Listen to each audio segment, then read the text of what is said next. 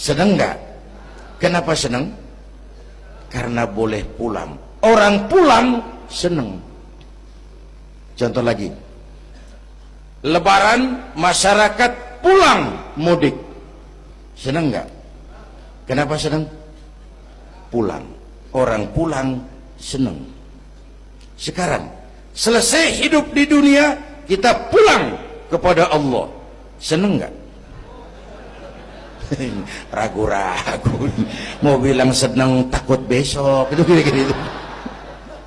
Mestinya seneng dong pulang. Apa yang bikin pulang yang satu itu kok berat? Kelihatannya dua. Pertama, kita ini sering mencintai sesuatu berlebihan, berakar di hati. Datang saat pulang tidak siap menghadapi perpisahan. Ada yang bergantung di sini, pulang jadi berat. Kalau cinta Allah sepenuhnya, cinta alam seperlunya, pulang enak. Yang kedua, bekal nggak cukup, sengsara di jalan, pulang jadi berat. Nggak punya bekal kok pulang, itu nekat. Belum sempet sholat modar, kok berani amat nggak punya bekal pulang. Kalau bekal cukup, pulang itu menyenangkan. Kenapa? Itu satu keharusan. Iya, kalau umat-umat terdahulu umurnya relatif panjang. Kalau kita ini mencontoh baginda Rasul, beliau wafat umur 63 itu standar. Kalau mencontoh Nabi, jatah kita 63. Kalau malam ini kita sudah 50 tahun, tinggal 13. Waspada. Kalau malam ini kita sudah 62 tahun 11 bulan, udah jangan pakai pantangan, apa aja makanlah Pak, sebulan lagi tuh. Sebulan lagi, syukur-syukur dapat bonus. Dan saya bilang mati itu tidak pakai abjad. Kalau pakai abjad bisa nunggu, mati bang ngacak. Kadang-kadang kakeknya segar bugar, cucunya pahit. Kalau mati pakai abjad enak nunggunya. Tahun ini yang mati A, tahun depan B, tahun berikutnya C, lalu D, terus F, lalu G, lalu H. Saya Z. Repot saya, nggak ada yang ngurus, orang udah habis.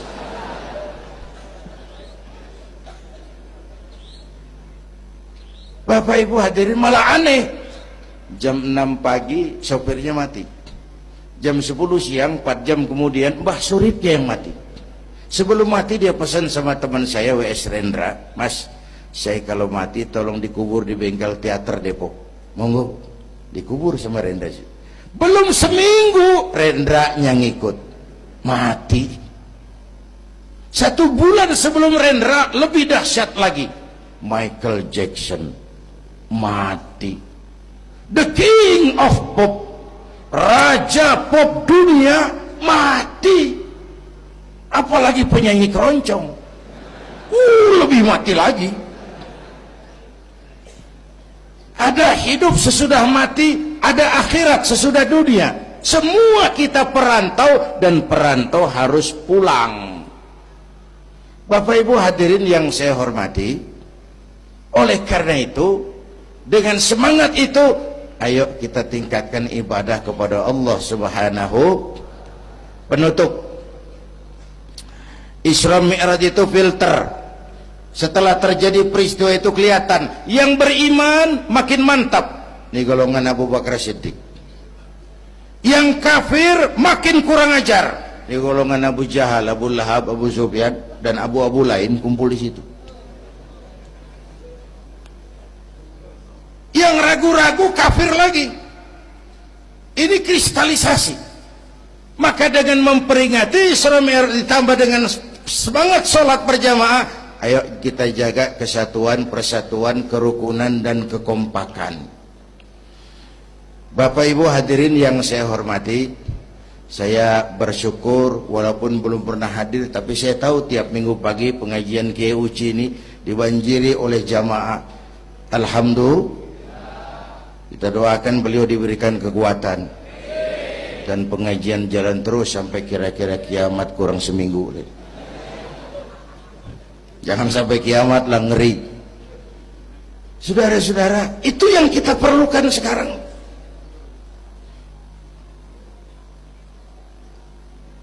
Menjaga semangat kebersamaan seperti diajarkan di masjid ini. Coba baik tinggali akhlak masjid. Siapapun masuk masjid, copot sendal, buka sepatu. Kenapa? Tidak ada warga kelas 1 di sini. Semua sama di depan Allah. Ini masyarakat yang mau kita bangun. Lurah masuk masjid, buka sepatu, rah. Camat masuk masjid, buka sepatu, mat. Wali kota masuk masjid, buka sepatu.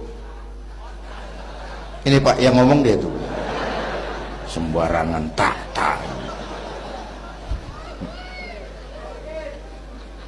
Gubernur masuk masjid, buka sepatu, Nur. Presiden masuk masjid, buka sepatu, Den. Ini masyarakat yang mau kita bangun. Kan keadilan di negeri kita ini masih mahal. Hukum masih sering seperti pisau, tajam ke bawah, tumpul ke atas.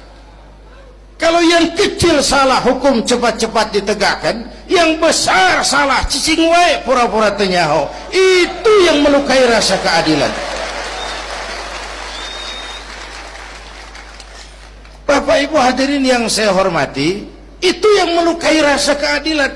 Kalau mau lapor kehilangan ayam, itu harus jual kambing. Ingin menang berperkara, jual sapi. Ngurusin ayam hilang kok jual kambing, jual sapi. Itu harga keadilan yang harus kita bayar. Karena itu ke depan belajar dari sejarah, kita bukan cuma perlu pemimpin pinter, tapi juga benar. Malahan lebih baik benar enggak tapi pintar ketimbang pintar tapi enggak benar. Capek dibohongi pemimpin yang cuma pintar tapi enggak benar. Disuruh ngurus beras malah nimbun beras, disuruh ngurus laut jadi bajak laut, disuruh ngurus hutan rame-rame jadi orang hutan. Gitu. Kita rindu munculnya sosok-sosok macam Umar bin Abdul Aziz. Punten nih, itu Umar bin Abdul Aziz waktu terpilih jadi khalifah, yang pertama diucapkan innalillahi wa inna ilaihi raji'un. Terpilih jadi presiden bukan alhamdulillah, innalillah. Pagi dilantik, malam pesta. Pesta apa? Dangdut? Enggak. Pesta air mata. Di mana? Di mihrab dalam masjid, sujud sambil berlinang air mata. Istrinya tanya, "Bang?" "Iya sayang." "Oh, udah dengerin aja, orang improvisasi." "Iya sayang, abang kan sekarang jadi khalifah." "Kenapa nangis, Bang?" "Itu Fatimah, itu sebabnya saya nangis karena saya dipilih aklamasi secara sebagai khalifah. Setelah jadi pemimpin yang terbayang oleh saya, yatim piatu yang merintih kelaparan, janda-janda tua yang perlu bantuan, rakyat saya yang belum bisa menemukan haknya secara wajar, saya takut saya zalim kepada mereka. Saya nangis mohon pertolongan Allah." Pagi dilantik, malam pesta, tahajud. Esok harinya karena pemimpin baru, banyaklah pejabat-pejabat gubernur cari muka. Namanya presiden baru, ada yang kirim emas, pakaian mahal, berlian, mutiara, dikumpulkan sama istrinya. Umar tanya, "Fatimah?" "Iya Bang." "Banyak hadiah yang kau terima?" "Banyak Bang, intan, berlian, mutiara, emas." "Kau senang?" "Saya senang Bang." "Oke, kalau kau senang itu hadiah intan, berlian, mutiara, kumpulkan sebanyak-banyaknya dan besok kita cerai. Tapi kalau kau sayang saya, itu hadiah intan, berlian, mutiara, jual, uangnya masukkan Baitul Mal untuk ngurus rakyat kita." Apa jawab istrinya? Istrinya pun istri beriman, gak mentang-mentang istri pejabat lalu ikut-ikutan borong proyek suaminya. Kata Fatimah, abang, iya sayang, apalah artinya intan berlian tanpa engkau di sisiku, bang?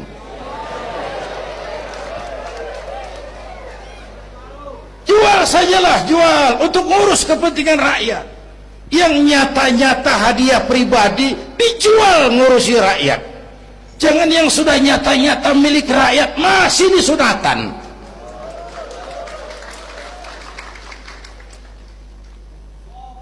Yang antik lagi, satu malam beliau kerja di kamar pakai lampu templok, nulis.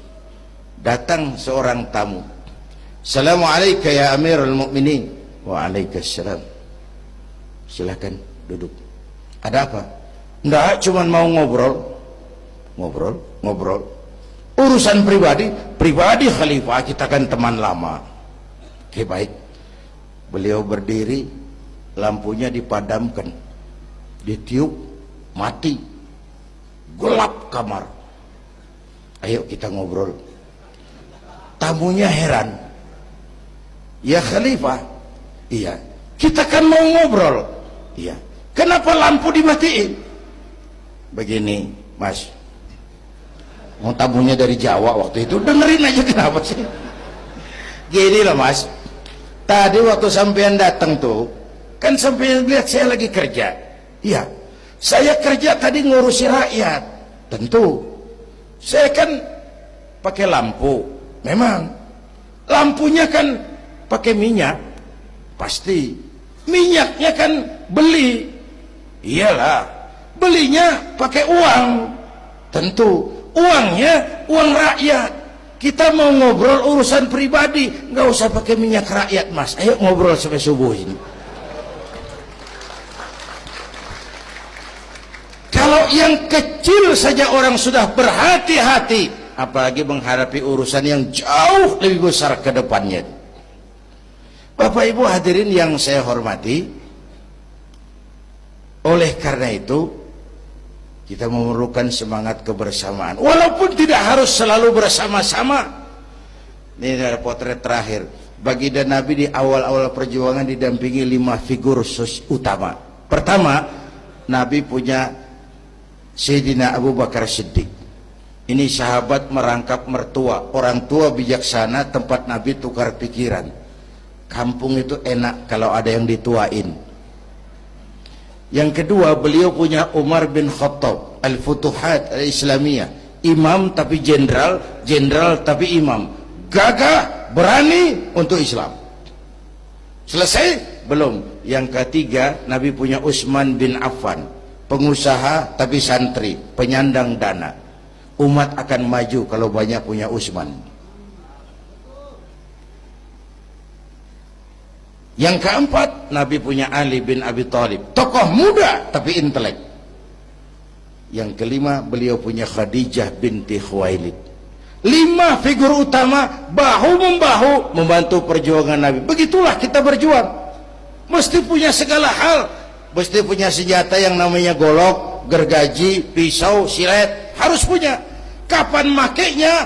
Lihat lawannya. Yang kamu hadapi apa? Kumis pak, silet turun. Yang kamu hadapi apa? Akar kayu nangka pak, kampak maju. Ini kita sering emosi nggak pada rugu. Yang dihadapin kumis, kampak yang maju. Urusan nggak selesai bibir bongkar pak. Anak-anak muda nggak cukup dibakar emosinya. Berani harus, nekat jangan. Berkorban siap, konyol nanti dulu. Mati syahid, ayo. Mati sangit, jangan. Berani sama nekat tipis loh bedanya. Berani harus, nekat jangan. Berkorban siap, konyol nanti dulu. Bapak Ibu hadirin yang saya hormati, dengan semangat kebersamaan saya yakin kita bisa berbuat lebih banyak. Inilah barangkali sekelumit ikut tasyakur saya. Mudah-mudahan ada manfaatnya buat kita semua. Lebih kurang mohon maaf. Usikum wa iyaya bitaqwallah. Aqulu qawli hadza. Wassalamu alaikum warahmatullahi wabarakatuh.